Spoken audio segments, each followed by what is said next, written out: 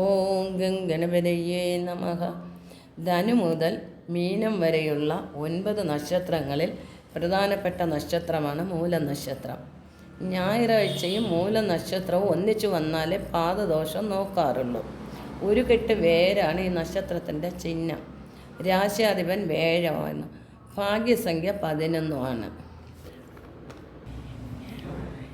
ഇവർ ദിനചര്യ, ഭക്ഷണം, ആരോഗ്യം ഇത് ശ്രദ്ധിക്കാറില്ല.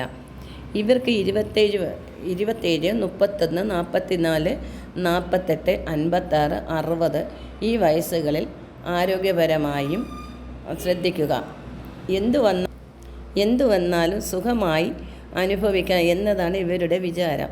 വരവ് നോക്കാതെ ചെലവഴിക്കുന്നവരും സാമ്പത്തികമായി കഷ്ടത വരാറുണ്ട്. ഇടപാടുകളിൽ ഇവർ തിരിച്ചു വാങ്ങുന്നതിൽ അത്ര കണിശക്കാരല്ല.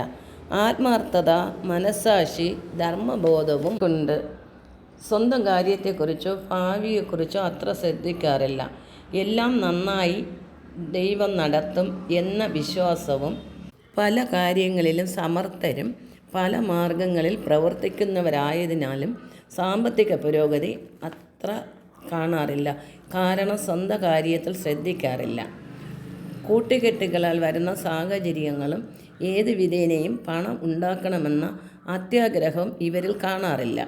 പൊതുകാര്യങ്ങളിൽ ഏർപ്പെടുന്നതിനാൽ ഇവർക്ക് സമുന്നതമായ സ്ഥാനം കിട്ടാറുണ്ട്.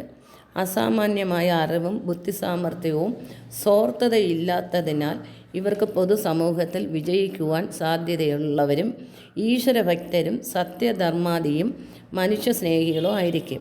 ഇവരിൽ ലഹരി പദാർത്ഥങ്ങളിൽ അടിമയായാൽ നിയന്ത്രണത്തിലാക്കാൻ പ്രയാസമായതിനാൽ ലഹരി പദാർത്ഥങ്ങളിൽ ചാടാതിരിക്കാൻ പ്രത്യേകം ശ്രദ്ധിക്കുക. പിതാവ്, പിതൃസ്വത്ത് ഇവർക്ക് ഉപകാരപ്പെടാറില്ല. ജനിച്ച ദേശമോ വീടോ വിട്ട് താമസിക്കാം.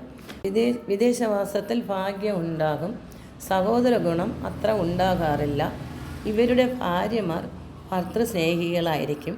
ഭാര്യമാരിൽ ഭൂരിപക്ഷവും അവരുടെ ജീവിതം കൈപ്പേറിയതായിരിക്കും. മൂലനക്ഷത്രത്തിലെ സ്ത്രീകൾ ശുദ്ധഹൃദയരായിരിക്കും. നിസ്സാര കാര്യങ്ങളിൽ പോലും പിടിവാശിയും ക്ഷോഭവും കാണും. നയപരമായ കഴിവ് ഇല്ലായ്മ കൊണ്ട് മൂലനക്ഷത്ര സ്ത്രീകൾ കുഴപ്പങ്ങൾ ഉണ്ടാക്കി തീർക്കും. വിവാഹ തടസ്സം വരാറുണ്ട്. ചൊവ്വ അനിഷ്ടത്തിലായാൽ ഭർത്താവിനെയോ മക്കളെയോ കൊണ്ട് ക്ലേശം ഉണ്ടാകാം.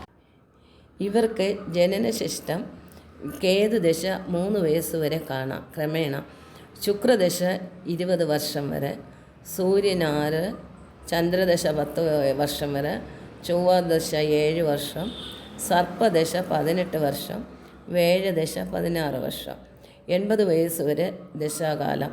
ഇവർക്ക് പ്രതികൂലമായ നക്ഷത്രങ്ങൾ ഉത്രാടം, അവിട്ടം, പൂരുരുട്ടാതി, പുണർദം, അവസാന പാദം, പൂയം, ആയില്യം ഇതൊക്കെയാണ് പ്രതികൂല നക്ഷത്രങ്ങൾ. വിഷ്ണു ക്ഷേത്ര ദർശനം നടത്തുക. വിഷ്ണു സഹസ്രനാമം ജപിക്കുക.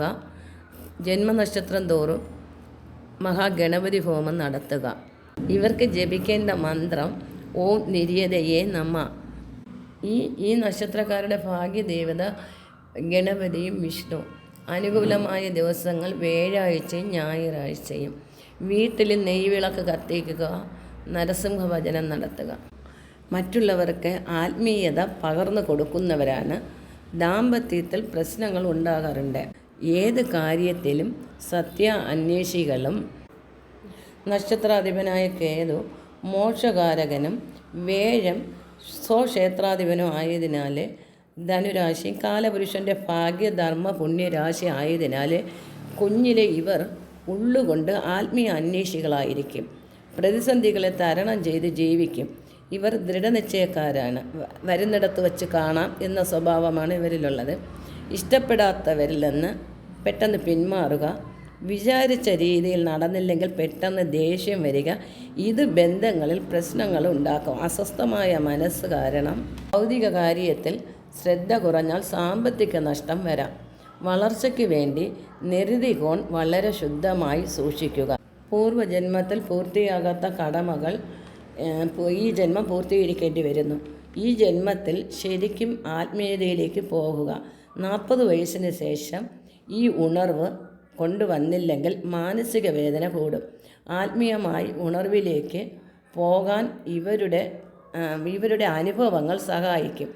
ഒറ്റപ്പെടലും വേദനകളും ഇവർക്ക് ചവിട്ടുപടികളായി ആത്മീയതയിലേക്ക് മുന്നോട്ട് പോകാൻ കഴിയും. രോഗങ്ങൾ ശനി ചൊവ്വ പാദങ്ങളിൽ നിൽക്കുന്നതിൽ ഉദരം, നേത്രം, ഹൃദയധമനികളിൽ ബാധിക്കുന്ന രോഗം, റിലേഷൻഷിപ്പിൽ നിന്നുണ്ടാകുന്ന മാനസിക വിഷമത്താലുള്ള രോഗങ്ങളും ഉണ്ടാകാം.